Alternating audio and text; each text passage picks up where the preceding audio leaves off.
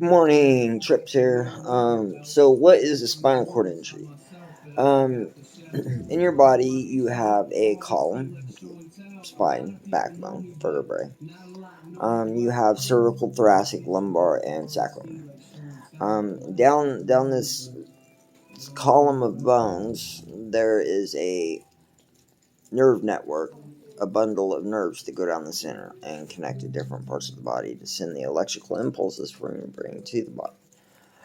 When you get into an accident and you have a trauma, your spinal cord's not exactly severed, at least not in most of the cases. You have a sheath that goes around the spinal cord. It's called the myelin sheath. When you get into an injury, it contudes that and it swells, which blocks the signals from the brain to the body. The thing about, just like with the brain tissue, it can't regenerate and heal. The myelin sheath can't, or the spinal cord cannot heal itself. So the injury is left permanent. There are no current cures for spinal cord injury, although there are some researches in stem cell and some other neural networks like that. Some of the things that you deal with, me personally, as a paraplegic, there's a whole nother world of hell for quadriplegics. Um, Basically, me, I'm a complete injury. There are complete and incomplete. I said that. You either have no feeling and no movement below injury, or you have partial movements, whatever. So, as being a complete injury, like the biggest thing that you struggle with is bowel and bladder incontinence.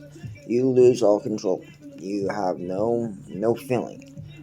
Basically, your body doesn't exist below the nipples. For me, it's a meat sack. This is a result to some actions that were very poor. So some other things you deal with is muscle spasms. Even though your muscles are not connected to your brain, they still get jerking and impulses and whatnot like that. So that's another thing that you deal with. Anxiety, with the lack of movement, you're obviously not burning off the energy that you need. So your mind takes it to a lot of places. PTSD is a big issue with people with trauma. Obviously, reliving the trauma. And it's not like a trauma that you can apologize for and move on in life. You have to adapt and you have to deal with the acceptance that this is the way of life now. For whatever reason, this is the way you have to learn to live. There is no bartering. There is no making deals. It is what it is, and it's possible. I'm 15 years in, and I've had a lot of other battles with addiction, with depression, mental illness, and I still want to live. I still find reasons in life, even as down as it is and as depressing as it is at times. There's things that you can look at that, if you really let yourself see, can bring you a purpose. This is, I think, mine, and I'm gonna keep exploring it and trying to express what I can. This is video number 2. I hope you all have a nice afternoon.